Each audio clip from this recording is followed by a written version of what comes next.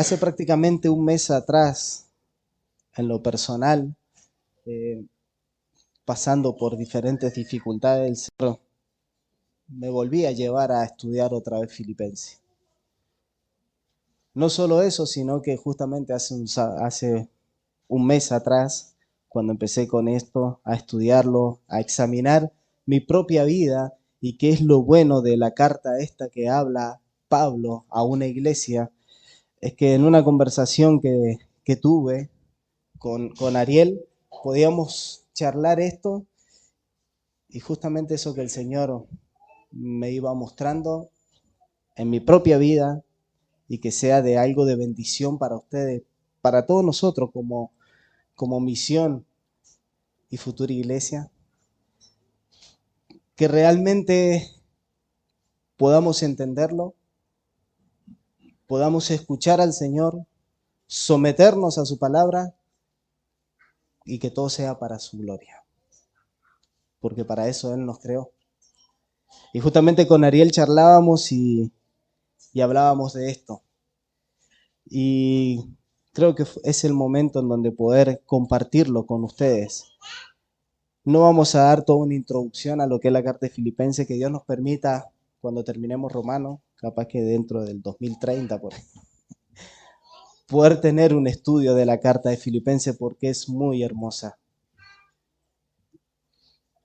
Pero que el Señor esté usando en esta mañana su palabra para que realmente como misión y que somos iglesia cada uno de nosotros y miembros, podamos vivir a la luz de esto. Cuando Ale nos comenta el viernes que estaba delicado y que no iba a poder asistir,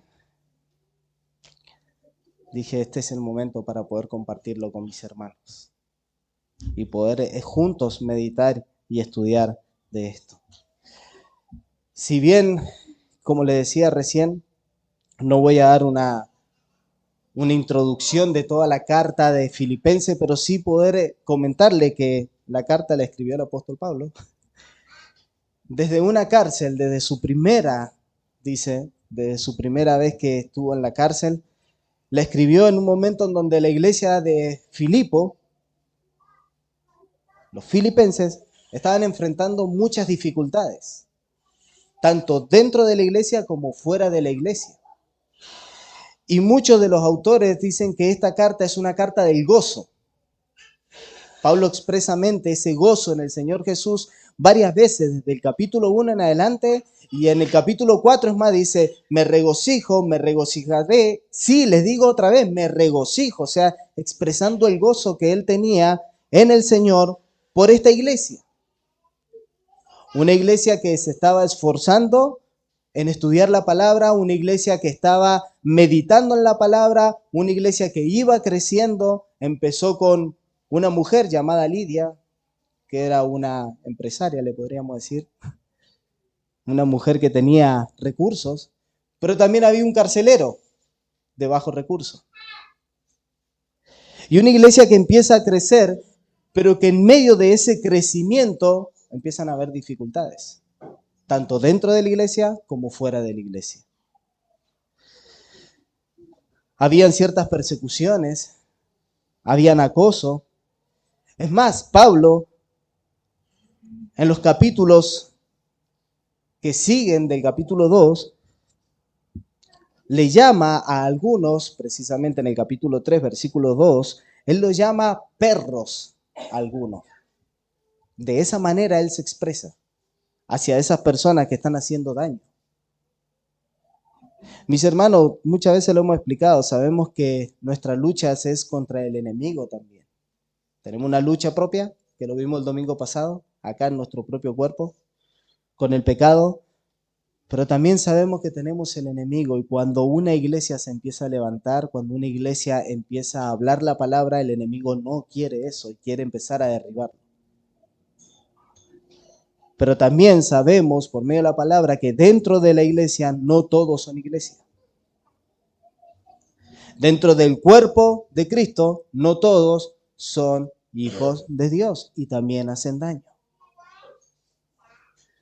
Y ese daño es que quieren empezar a generar ciertas situaciones, conflictos. Y Pablo, conociendo eso, él escribe esta carta porque recibe a Epafrodito ahí en la cárcel, le comenta porque Epafrodito, él le lleva algo que la iglesia había preparado, y que era una ofrenda. Le llevaba esa ofrenda, Pablo la recibe con mucho gozo, diciendo, esta iglesia está creciendo, esta iglesia está entendiendo la palabra, y Epafrodito le empieza a comentar, y Pablo recibe una noticia.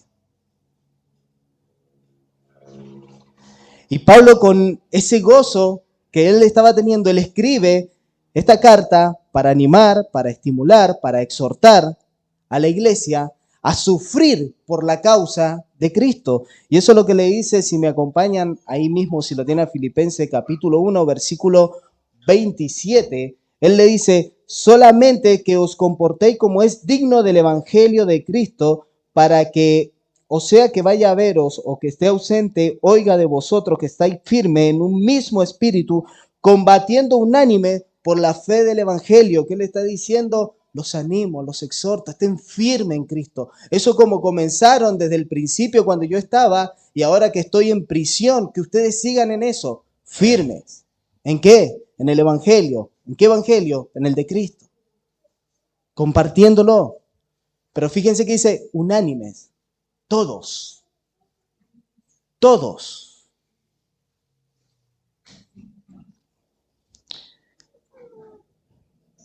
Pero Pablo recibe de este hermano una señal que quizá está surgiendo dentro de la iglesia, que es una desunión. Y Pablo lo llama una y otra vez a estos hermanos a que traten de animar a esas personas que están desunidas, para que estén firmes y unidos en el evangelio. Pablo le está diciendo en cierta manera, hagan algo de eso que comenzó al principio, que no puede estar pasando. Y empieza a exhortarlos. Y yo voy a volver a leer el capítulo 2, versículo 1 al 4, pero lo voy a leer de la Reina Valera, de la Biblia de las Américas, si me lo permite. Dice, por tanto, si hay algún estímulo en Cristo, si hay algún consuelo de amor, si hay alguna comunión del Espíritu, si hay algún afecto y compasión, haced completo mi gozo, siendo del mismo sentir, conservando el mismo amor, unidos en espíritu, dedicados a un mismo propósito. Nada hagáis por egoísmo o por vanagloria, sino que con actitud humilde cada uno de vosotros considere al otro como más importante que a sí mismo, no buscando cada uno sus propios intereses, sino más bien los intereses de los demás.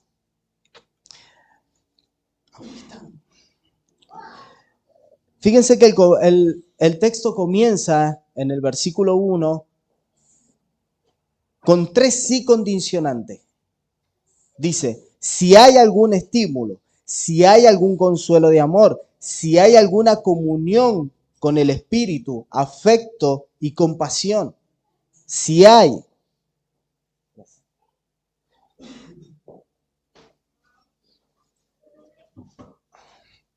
Hay varios comentaristas que señalan de este versículo que ese sí condicionante no está tan bien traducido al español, que hubiese sido mejor traducirlo ya que. Y es más, hay algunos comentaristas que le agregan un verbo, dice ya que existe. Y me pareció realmente muy interesante porque cuando uno lee el versículo como lo que acabo de decir, fíjense, por tanto, ya que existe estímulo en Cristo, ya que existe consuelo de amor, ya que existe comunión con el Espíritu. ¿A quién le está escribiendo Pablo? ¿A quién le está escribiendo? ¿Y qué es la iglesia?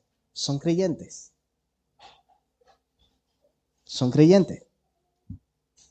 Pablo le está diciendo, a ver, no le estoy hablando a incrédulos, le estoy hablando a creyentes. Ya que existe eso, ustedes ya mora el Espíritu en ustedes dentro, en el interior. Todas esas cosas en ustedes existen dentro de ustedes. Lo que Pablo nos está ayudando a entender ahora, que para que la unidad del cuerpo se dé, hace falta y es esencial que existan condiciones internas, pero también condiciones externas. Y Pablo le está diciendo, las condiciones internas esas ya han sido provistas ¿por quién? Por Dios. Pero ahora hay otra parte, hay una parte externa. Y esa nos corresponde a ustedes y a mí. Ya las condiciones internas las ha provisto Dios por medio del Espíritu. Pero una vez que recibimos esas condiciones internas, Dios nos pide, nos demanda hacer visible eso externamente. Y Pablo le dice, ya que existe consuelo de amor, sí, por medio del Espíritu que mora en ustedes. Él es el consolador, la tercera persona de la Trinidad, que Dios me ha enviado para asistir a mis dificultades, al dolor, a las pérdidas, a las enfermedades, a todas las circunstancias que pasamos en la vida. Él ha enviado esa tercera persona en la Trinidad, el Espíritu que mora en cada creyente. El Espíritu está ahí para consolar a los discípulos. En momentos de dificultades estuvo el Espíritu para consolar a los discípulos. Y Pablo le está diciendo, sí, ya que existe ese consuelo de amor en ustedes, ya que existe el amor. ¿Y de qué amor está hablando Pablo acá? Del amor ágape, que siempre lo hemos estado nombrando. Ariel cuando vino también lo expuso. Ese amor que Dios nos ha dado y que hemos recibido de Él para que ahora lo demos entre nosotros. Es ese amor ágape. Es un amor que vino de Dios primero para nosotros y que ahora nos permite sentir que yo soy su hijo, y si soy su hijo, ahora yo debo mostrar ese amor para con los demás. Debo darlo ese amor.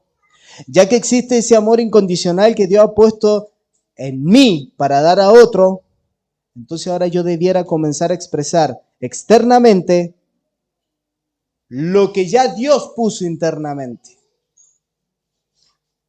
¿Se dan cuenta por dónde viene Pablo? Pablo comienza a hablarle a esta congregación, comienza a hablarle a esta iglesia. En el capítulo 1 comienza a decirle todas las bendiciones que tiene y el gozo que él tiene de esta iglesia. Y los anima y los exhorta a que sigan aferrados al Señor y que sigan trabajando para el Señor. Y comienza el capítulo 2 ahora diciéndole, ya que Dios proveyó todo eso internamente en cada creyente, ahora reflejen, muestren externamente ese amor, esa comunión, ese consuelo, ya que existe.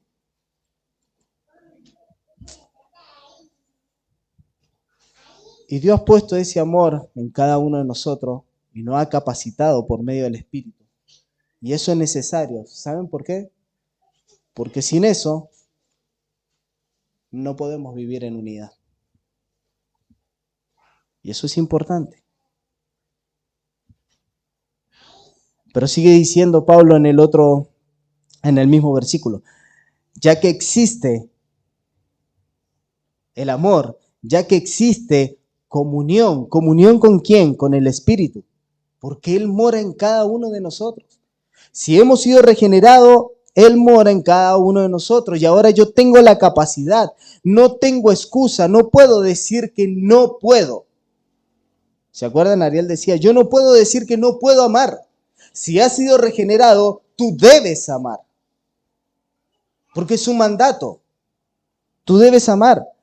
Y Pablo nos está ayudando a entender esas estructuras internas que solo Dios puede proveer para que yo lo pueda mostrar externamente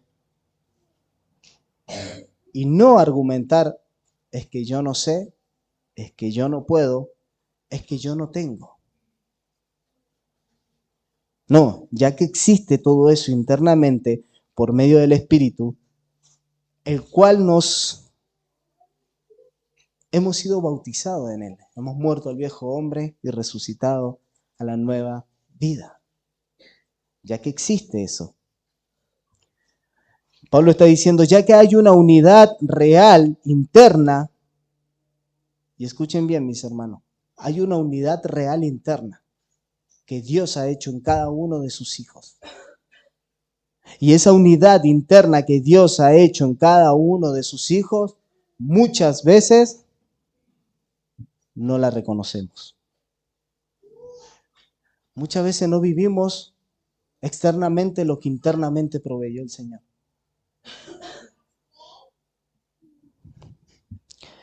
Si ustedes me permiten dar un ejemplo, y ya que venimos a lo de Romano dando eso, con lo de la vid. Si usted ve un racimo de uva, ¿cómo están esos granitos de uva? Todos juntos. Unidos, no sé cómo se llama eso, tallo, le vamos a decir, ¿no? El palito del medio. Eso que está en el medio es el espíritu. Y cada grano somos cada uno de nosotros. Y están juntos. Están juntos.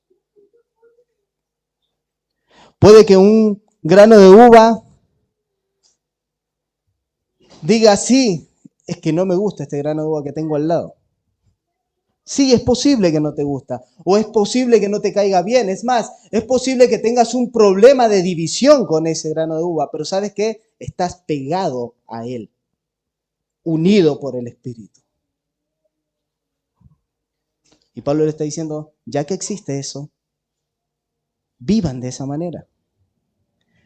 Ya que tienes todo eso, por medio de Dios, aprendan a vivir de esa manera que se refleje esa realidad interna que Dios ha provisto. Sigue diciendo él, ya que existe afecto y compasión, ya que has experimentado el afecto y la compasión de Dios, ahora eso se debe mostrar, debe salir afuera. De tal manera que estas dos condiciones deben contribuir a la unidad del cuerpo de Cristo. Ahora, mis hermanos, comenzando a ver el capítulo 2, ahí en el versículo 1, tenemos una mejor idea de lo que Dios ha provisto. Dios ha provisto todas esas partes internas. Él lo ha hecho. Por lo tanto, ahora nos dice cómo debemos vivir en unidad. Pero ¿saben qué? Esa parte nos toca a nosotros. Para hacer visible esa parte interna, nos toca a nosotros. Y es algo en lo cual ustedes y yo debemos trabajar. Yo sé que lo hemos escuchado, tal vez leído, tal vez estudiado, y por eso le decía que lo volví a meditar otra vez esta carta. La volví a meditar. Muchas veces en la unidad, pero quiero compartir algo porque debemos entender cuán grave es la desunión dentro de la iglesia. Cuán grave es que cada hermano que son ese granito no estén realmente unidos. Porque tal vez no lo vemos como una gravedad. Tal vez no lo vemos como algo tan trágico. Pero mis hermanos, yo quiero que ustedes abran su Biblia para que no vean lo que yo digo, sino que ustedes mismos lo lean en Juan, en el Evangelio de Juan, capítulo 17, versículo 21, para que podamos entender la gravedad, el de la desunión dentro de la iglesia.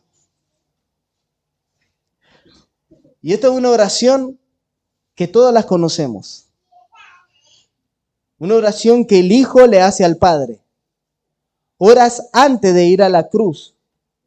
Y entendamos que si es algo que Él está orando antes de ir a la muerte, antes de toda esa angustia, en medio de esa angustia, Él está levantando su voz, orándole al Padre. Y si estamos diciendo que son sus últimas palabras, debemos darle importancia a lo que Él está diciendo. Y Jesús Cristo dice, Padre, yo oro a ti para que todos sean uno. Como tú, oh Padre, estás en mí y yo en ti, que también ellos estén en nosotros para que el mundo crea que tú me enviaste. Padre, hay una verdad central, está diciendo el Señor, y es que el mundo tiene que creer que tú me enviaste con un mensaje, que yo soy ese mensajero. Y yo te estoy pidiendo ahora que los miembros de tu iglesia sean uno, porque de lo contrario no van a creer del mensaje. ¿Qué mensaje van a creer si dentro de una iglesia hay desunión? Versículo 22. La gloria que me diste le he dado para que sean uno, así como nosotros somos uno. Yo en ellos y tú en mí, para que sean perfeccionados en unidad, para que el mundo sepa que tú me enviaste y que los amaste tal como me has amado a mí. Versículo 21, para que todos sean uno. Versículo 22, para que sean uno. Versículo 23, para que sean perfeccionados en unidad. Una y otra vez, Cristo pidiendo por la unidad de los miembros de la iglesia. Y tristemente, hermano, tengo que decirlo, pero han pasado más de 2000 años y es una oración que aún no ha sido respondida en algunas iglesias. Si Cristo está orando y el Padre siempre le ha respondido la oración, ¿por qué esta oración en muchas iglesias no es respondida?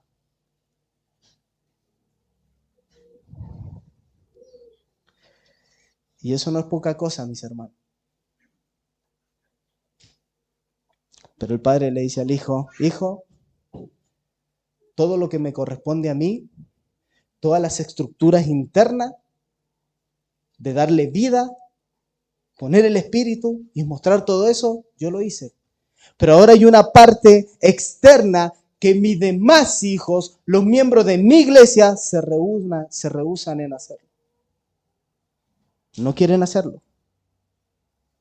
Y Pablo, entendiendo eso, le escribe a esta iglesia y le comienza a mostrar esa realidad interna que vive cada miembro, cada hijo de Dios.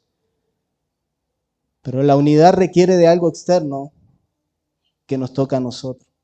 Mis hermanos, leyendo Juan 17, la falta de unidad en el cuerpo de Cristo es un pecado grave y debemos trabajarlo.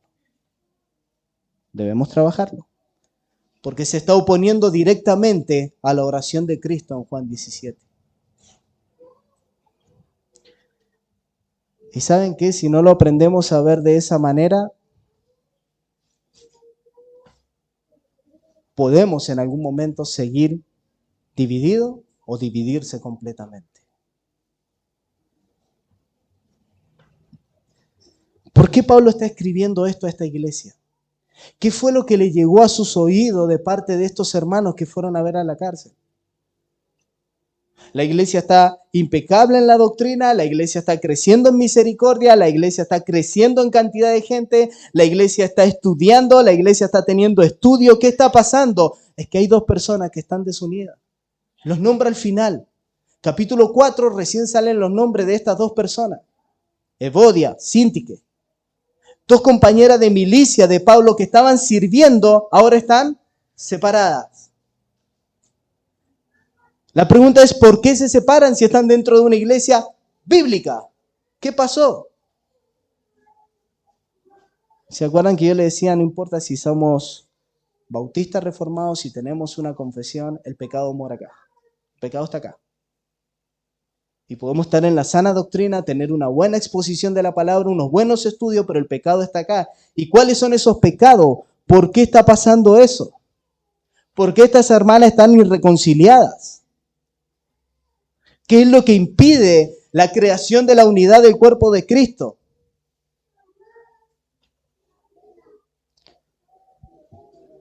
Pablo lo va a revelar ahí en el versículo 3.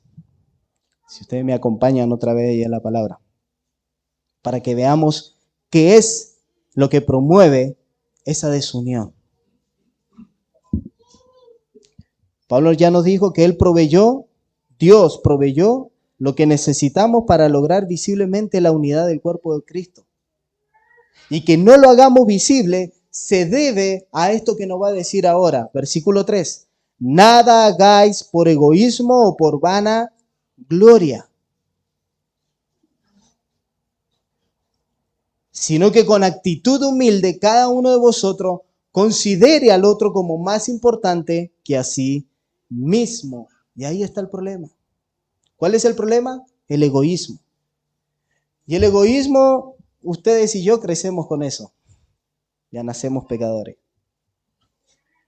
Y a lo largo de nuestra vida eso es lo que nos impide estar en unión con otras personas. Dentro del matrimonio, cuando hay discusiones, ¿qué es lo que hay? Egoísmo. Nadie cede su posición. Ahí está el orgullo. Y esa es la raíz de todos los pecados. Cuando Dios coloca a Adán en el huerto y le da toda la creación para que la administre y solo le prohíbe que coma de un solo árbol. Pero ¿qué pasa después? Escucha la voz de la serpiente. ¿Qué le hace? ¿Qué le hace? Otra promesa. Y empieza a ver el fruto que es agradable a sus ojos.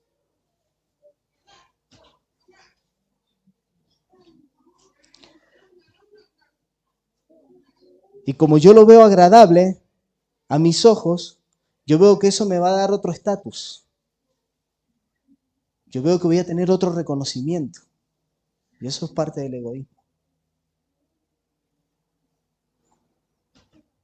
Ese egoísmo se apoderó ahí de Adán y de Eva. Y a ellos no le importó lo que Dios opinó. Lo que Dios les dijo, su consejo, su bendición.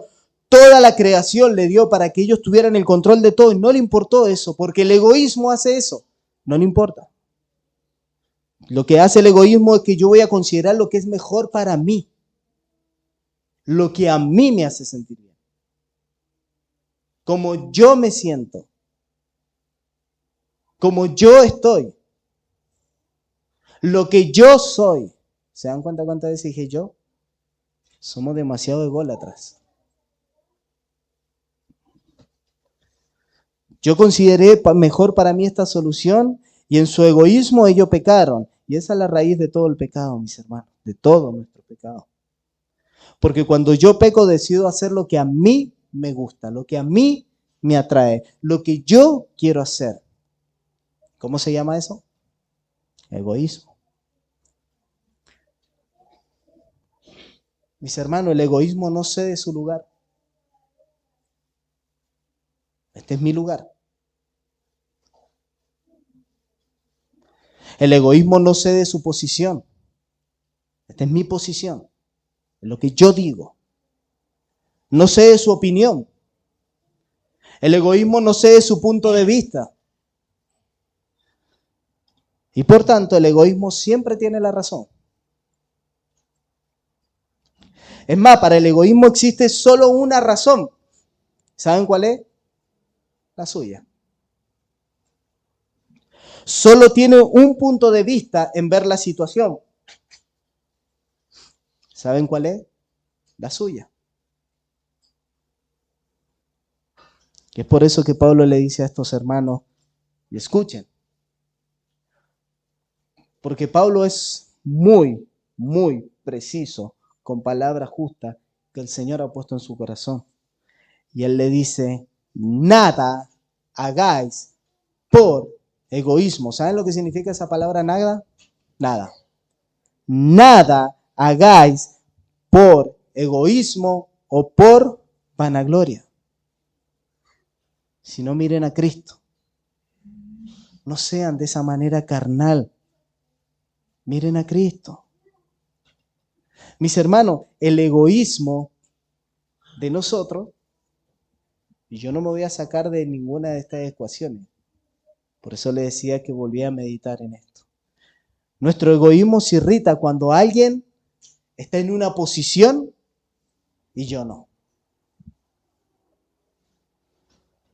Y en ese momento, cuando yo me siento molesto de que esta persona está haciendo esto y yo no, que esta persona está en este lugar y yo no, que esta persona tiene esa posición y yo no, que esta persona es reconocida y yo no, en ese momento, en vez de ir a Dios y pedirle perdón porque lo que estoy sintiendo es un sentimiento de envidia, ¿saben lo que hacemos, mis hermanos? Y esto para que nos examinemos.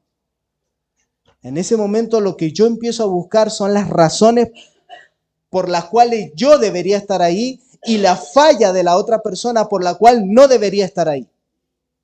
Eso hace el egoísmo. Eso hace el orgullo.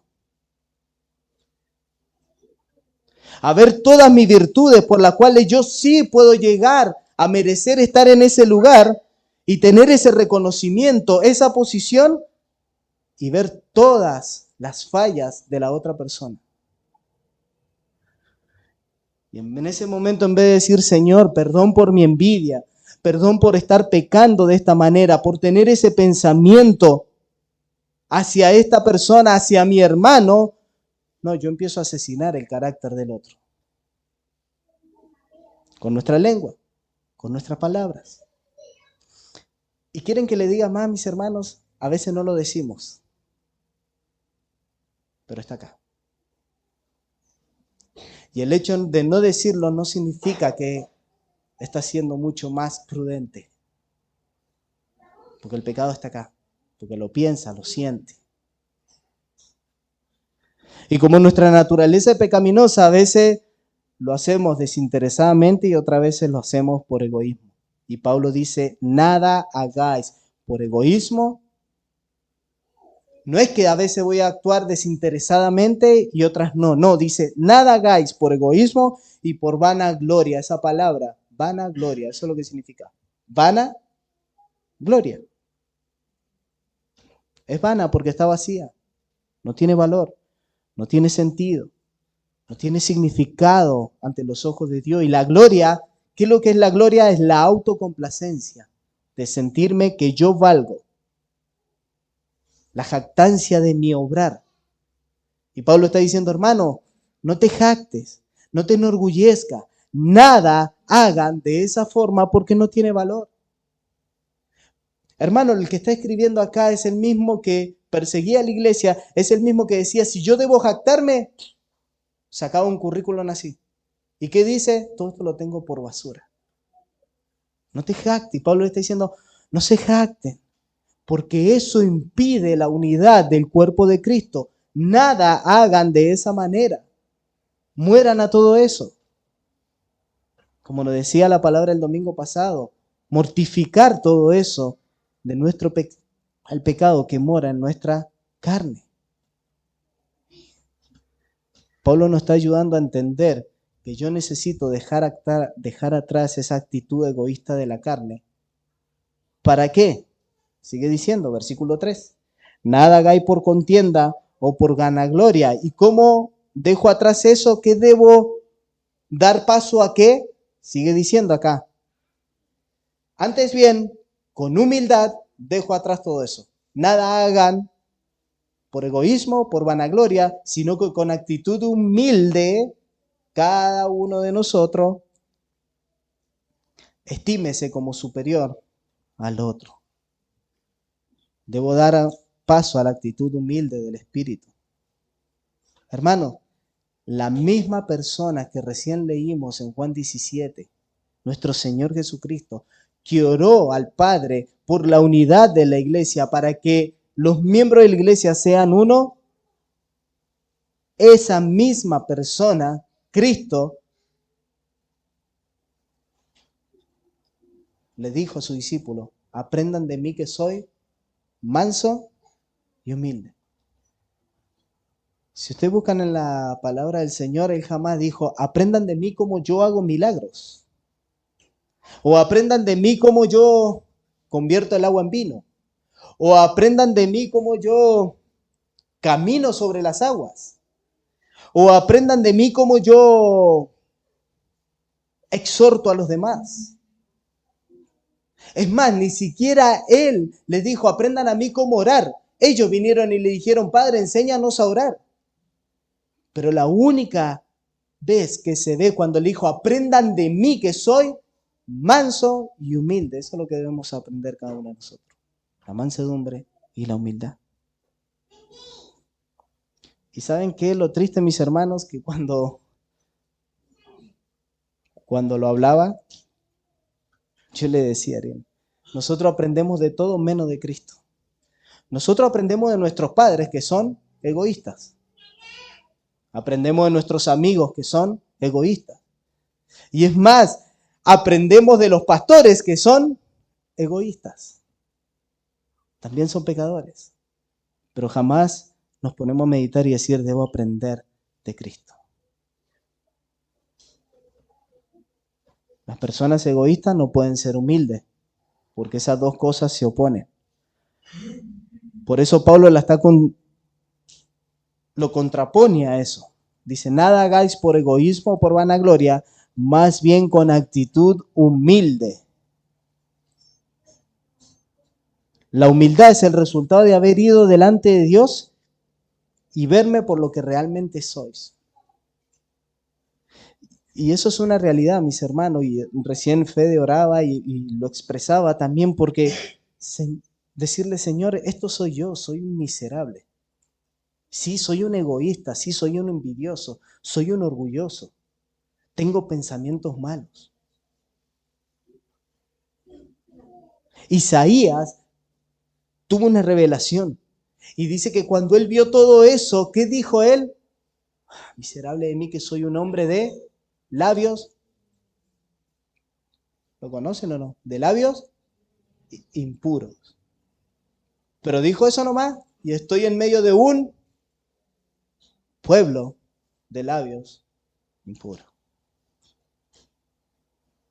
Hermanos, somos ese racimo de uva y todos esos granitos que están ahí son todos pecadores. No hay ninguno mejor que el otro. No hay ninguno. No hay ninguno mejor que el otro. Por eso Pablo le está diciendo, nada hagan por eso, sino que con actitud humilde cada uno de vosotros considere al otro como más importante que a sí mismo.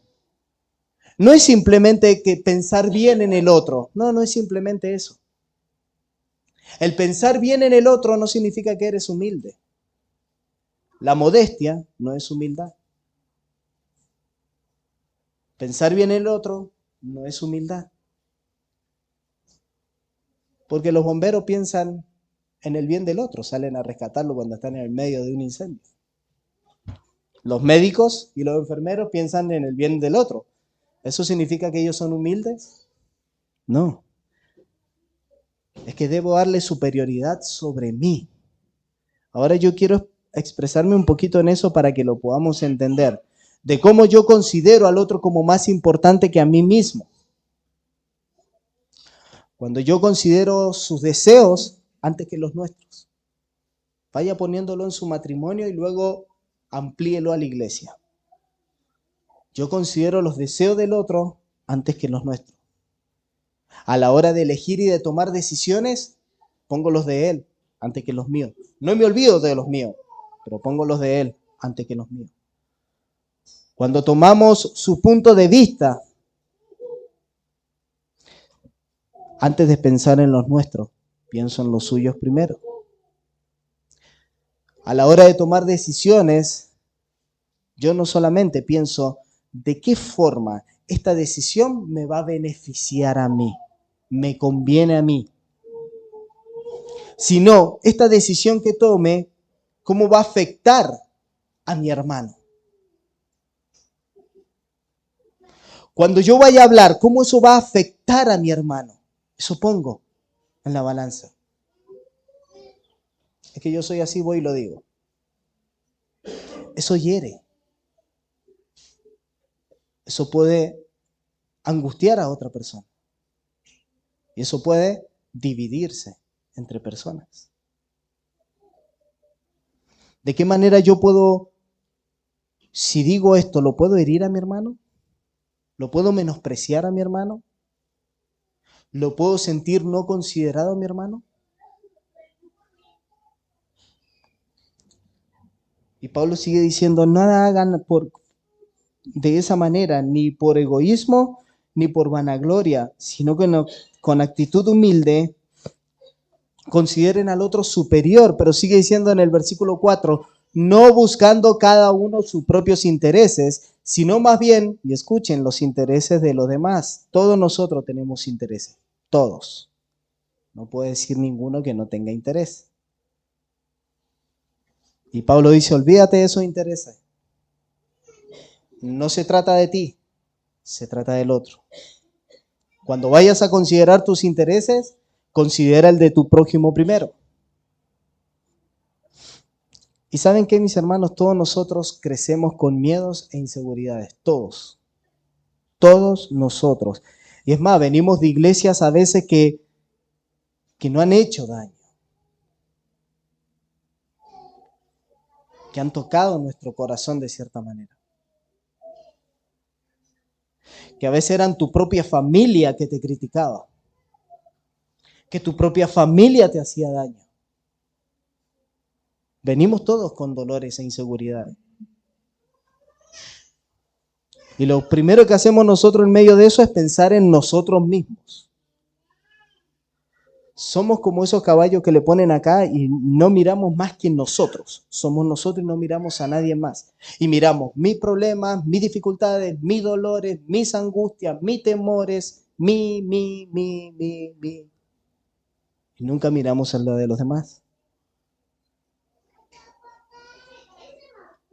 Y Pablo nos está ayudando a entender esto. Dice, no mirando cada uno sus propios intereses, sino cada cual mirar por los demás. Ustedes y yo. Había un comentarista que decía, ¿y saben qué? Esto no se trata solo de los pastores o de los líderes. Los pastores y los líderes son los que tienen que mirar por la congregación. No, esto es de todo. Pablo le está escribiendo la carta a una iglesia, no le está escribiendo a un pastor, a un líder. A una iglesia está involucrado líderes, pastores y miembros. Están todos. Debemos velar por el otro. Pero ahora no sé si se dieron cuenta que yo empecé versículo 1, versículo 3 y versículo 4. Nos falta un versículo. Versículo 2. ¿Pero por qué lo hice de esa manera? Porque ese va a ser el resultado de hacer todo lo demás. Si yo tengo esa estructura interna y luego aplico externamente todo lo demás, de no hacerlo por egoísmo, de no hacerlo por vanagloria, sino de forzarme a estar con el hermano, a mirar al hermano, a ayudar al hermano, ¿cuál va a ser el resultado? Y Pablo dice, escuchen, recuerden que yo comencé diciéndoles que era la carta del gozo. Pablo estaba lleno de gozo por todo, pero escuchen lo que dice ahora. Haced completo mi gozo, siendo del mismo sentir, conservando el mismo amor, unidos en espíritu, dedicados a un mismo propósito. Es como que Pablo le está diciendo, ustedes saben, hermanos, que yo vivo en el gozo del Señor. Yo vivo lo que el Señor está haciendo en mi vida, aún estando acá en prisión. Yo me siento gozoso de lo que el Señor está haciendo, porque hay personas, dice en el capítulo 1, que están predicando el evangelio y que lo hacen de buena manera, pero hay personas que están predicando el evangelio por envidia. ¿Y saben qué dice Pablo? Me gozo de eso porque Cristo está siendo predicado. Pero ahora le está diciendo, hay una parte en mí que no siente gozo. Hay una parte en mí que falta, hermano. ¿Y cuál es esa parte? Es que estas personas están desunidas y no están mostrando a Cristo. ¿Cómo pueden reflejar a Cristo cuando están desunidas? Ayúdenla a reconciliarse. Es como que Pablo le está diciendo, yo no conozco ninguna oración que el Hijo le haya hecho al Padre que no haya sido respondida. Pero se me viene Juan 17 y estoy viendo que no está siendo respondida todavía. Cuando eso esté respondido, va a estar completo mi gozo. No buscando sus propios intereses, no haciendo las cosas por egoísmo o por vanagloria.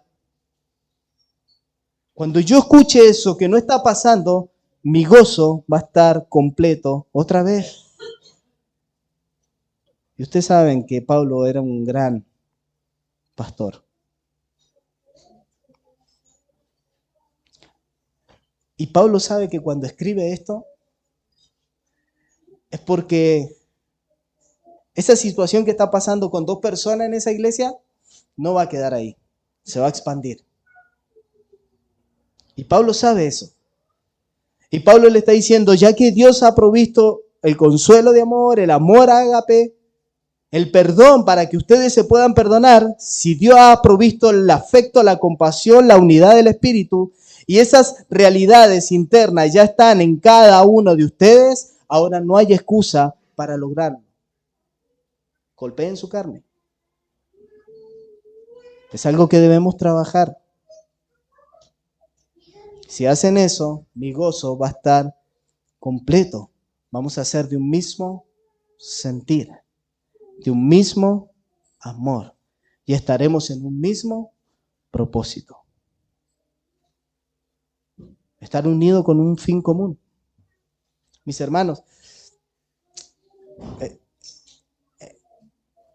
Ariel me decía, la lucha no solo es con nuestro propio cuerpo, como le decía, es que el enemigo está afuera y sabe.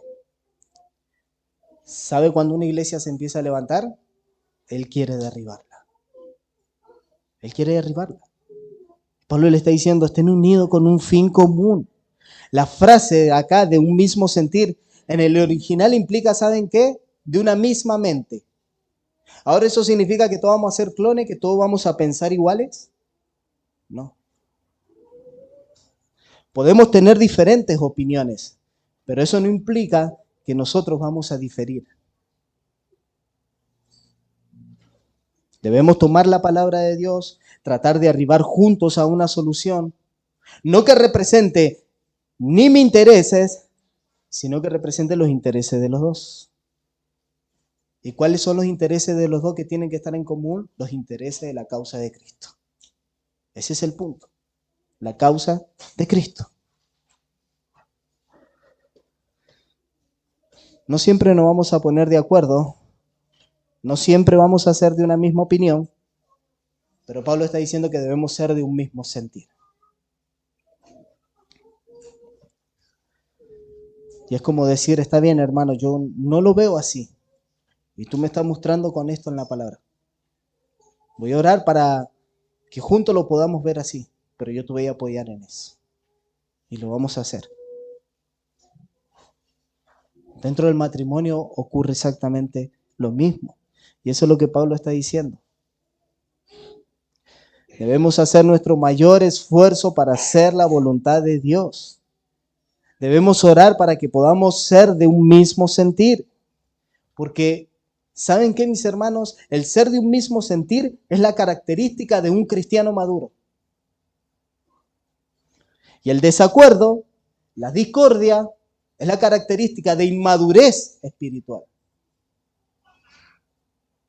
Y no es que yo me lo estoy inventando, mis hermanos. Quiero que me acompañen y que ustedes lo mismo lo vean en su propia palabra, en la Biblia. En 1 Corintios capítulo 3.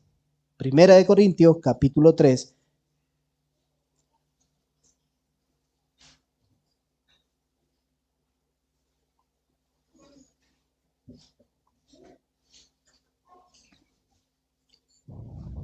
Pablo le está escribiendo a esta iglesia y le dice, así que yo, hermanos, y escuchen, no puedo hablarle como espirituales, sino como a carnales. Eso ya es ofensivo para la iglesia. Eso ya es ofensivo decirles, no les voy a hablar como a espirituales, sino como a carnales, como a niños en Cristo. Os di a beber leche, no alimento sólido, porque todavía no podían recibirlo. En verdad, ni aún ahora podéis, porque todavía que soy carnales. ¿Y cómo sabes, Pablo, que nosotros somos carnales? Si estás lejos, estás a kilómetros, ¿cómo sabes que somos carnales? Y Pablo le dice, pues habiendo celos y contienda entre vosotros, ¿no sois carnales y andáis como hombres? ¿Y quién te dijo, Pablo? Porque así es el egoísmo, ¿no? El egoísmo nunca va a reconocer, el orgullo nunca va a reconocer. ¿Y quién te dijo que hay celos y contienda? Y Pablo le está diciendo, porque cada uno dice, yo soy de Pablo, y ahí sale el otro, yo soy de Apolos, no son simplemente hombres. ¿Qué pues es Apolo? ¿Y qué es Pablo? Servidores mediante la cual vosotros habéis creído según el Señor dio oportunidad a cada uno. Pablo está diciendo, ustedes son unos carnales, no han madurado, el tiempo pasa y no hay santidad. ¿Y cómo sabéis, Pablo, que nosotros somos así? Es que están diciendo, yo soy de Pablo, yo soy de Apolo. Hay otros que decían, yo soy de Pedro. Y ahí estaban los super cristianos. Yo soy de Cristo. Y Pablo le está diciendo, ustedes son carnales, ustedes no han madurado. Ustedes están comiendo mucha palabra, su cabeza está creciendo. Ahora imagínense en esta situación, que la cabeza vaya creciendo. Bueno, algunos somos medio. La cabeza va creciendo. Imagínense que salimos, ahí termina el culto y salimos. Los vecinos nos van a mirar y van a decir que estos son marcianos, que eso es la cabeza así. Y eso es lo que pasa, nuestra cabeza crece con la palabra, pero nunca baja acá para vivirla. La conclusión de Pablo es que su carnalidad y su madurez está basado en las divisiones y en la contienda. Y Dios nos dice que ya proveyó todas esas estructuras internas para que nosotros podamos vivir de la manera digna como debemos vivir, mostrando a Cristo los unos con los otros. ¿Y saben qué, mis hermanos? Esto se cae cualquier excusa que podamos poner. Cualquier excusa que podamos poner se cae a la luz de lo que dice la Escritura. Y debemos ser honestos. El que tienes al lado no es tu enemigo, es tu hermano.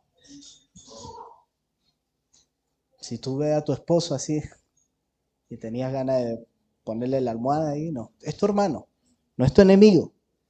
El que tienes sentado ahí al lado tuyo ahora es tu hermano, no es tu enemigo. Y están juntos. Sean honestos en comunicarse las cosas. Hermano, estoy teniendo esta dificultad. ¿No le ha pasado que siempre dicen, hermano, estoy pasando por esta dificultad y yo estoy bien? Y uno dice, no crezco nada porque yo estoy pasando por todo esto, hermano, siempre bien. Seamos honestos, hermano, todos pasamos por dificultad. Sí, me siento angustiado. Sí, estoy pasando por esta lucha. Sí, me siento así enojado. Sí, me siento de esta manera. Todos lo estamos pasando. Por eso somos un cuerpo y nos necesitamos. Tal vez puede tener un arma para descargar acá en contra de tu hermano. Pero vuelvo a repetir lo que dije recién, nuestra lucha no es con el hermano, es contra huestes. Y el enemigo sabe cuando una iglesia se levanta a predicar la verdad, empieza a atacar. Y la manera en que lo hace es desuniendo a los miembros del cuerpo de Cristo, poniendo en contra a un hermano con el otro. Voy a repetir las palabras que Ariel me decía. Colosenses 3, versículo 12 al 15. Entonces, como escogido de Dios, santos y amados, revestíos de tierna compasión, bondad, humildad, mansedumbre, paciencia, soportándoos. ¿Se acuerdan que él lo explicó una vuelta? Ese soportándoos es como la repisa y a veces le ponemos un montón de cosas como la que está ahí. Ahora los hermanos han traído otro mueble y han vaciado porque si no se nos iba a caer. Y ese soporte que agarra todo y que lo están pisando y está ahí, eso, soportándoos unos a otros. Y escuchen, y perdonándoos unos a otros. Si alguno tiene queja contra otro, como Cristo os perdonó, así también hacedlo vosotros. Y sobre todas estas cosas, vestido de amor, que es el vínculo de la unidad. Y que la paz de Cristo reine en vuestros corazones, a la cual en verdad fuiste llamado en un solo cuerpo. ¿En cuántos cuerpos fuimos? Uno solo. Y sed agradecido.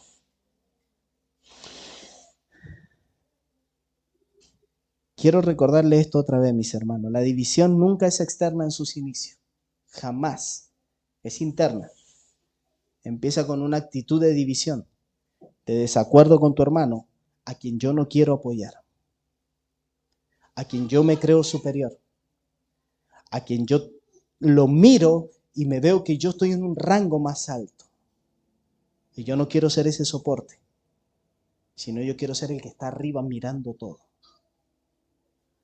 Pero aquello que se manifiesta internamente se manifiesta externamente con el pasar del tiempo. Y Pablo nos vuelve a decir que no hagamos nada de esa manera, que todos seamos de un mismo sentir, de un mismo amor, de un mismo propósito. Porque esa es la manera en que vamos a caminar como iglesia para honrar a Cristo.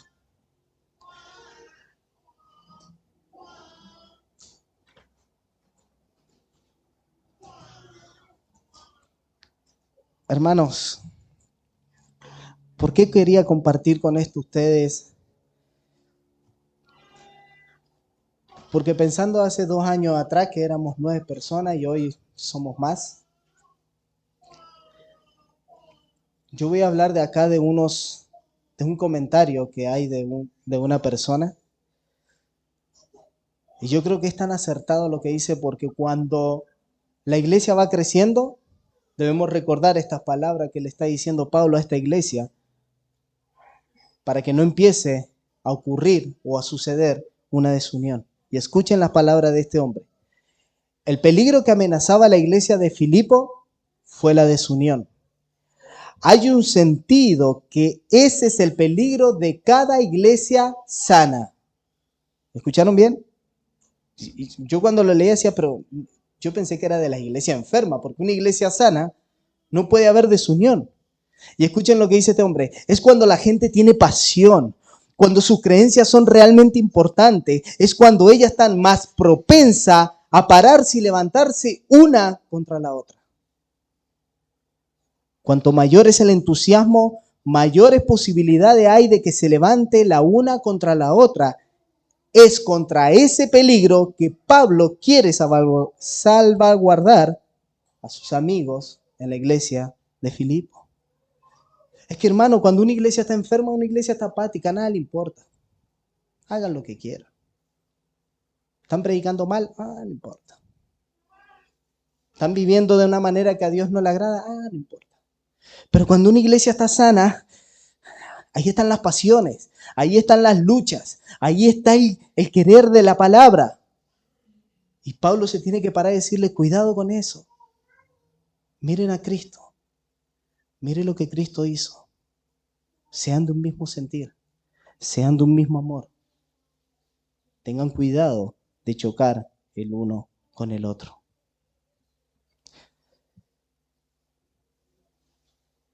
Y esto me causó mucha tristeza y yo ruego que a nosotros como iglesia no nos pase.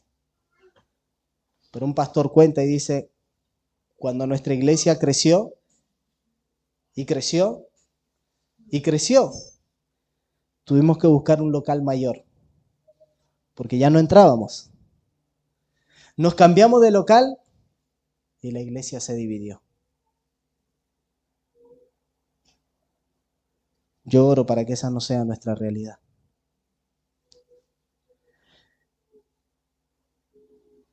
Y esperaba escuchar muchos amén.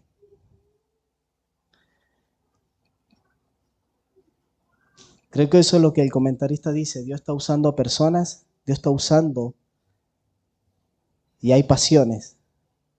Y Pablo nos vuelve a recordar y decir, nada hagáis por egoísmo o por vanagloria, sino que con actitud humilde cada uno de vosotros considere al otro como más importante que a sí mismo, no buscando cada uno sus propios intereses, sino más bien los intereses de los otros. Y buscándose eso, Pablo dice, vamos a tener ese amor y mi gozo va a ser vuelto. ¿Y quieren que le diga? Si nosotros luchamos por eso y trabajamos en eso, la oración de Juan 17 con respecto a esta misión e iglesia va a ser respondida. Te invito a que oremos. Amado Rey, gracias por este momento, Señor, donde tu palabra nos has hablado, Señor. Gracias, Señor, porque tú nos muestras una vez más, Señor, lo hermoso que tú eres, Señor. Las bondades y la misericordia que hemos recibido de ti, Señor, por medio de tu palabra, Señor. Gracias, Cristo, porque tú te entregaste por cada uno de nosotros que estamos acá. Y que cada uno de nosotros, de los que estamos acá, al cual tú los has llamado, tú le has dado nueva vida, Señor. Tú los has regenerado. Son mis hermanos, Señor. Son mis hermanos y debemos ser de un mismo sentir, de un mismo amor. Debemos juntos batallar y luchar para la gloria y la honra de tu nombre. mostrando a Cristo, viviendo para ti. Ya somos luz, ya somos sal, que realmente iluminemos aquí en Mendoza, Señor. Que realmente somos esa iglesia que batalla contra nuestro propio pecado, pero también batallamos contra el enemigo. Y juntos nos exhortamos, nos ayudamos y nos corregimos, sabiendo que es para la gloria y la honra de tu nombre. Agradecidos estamos en el nombre de nuestro Señor Jesús. Amén y amén.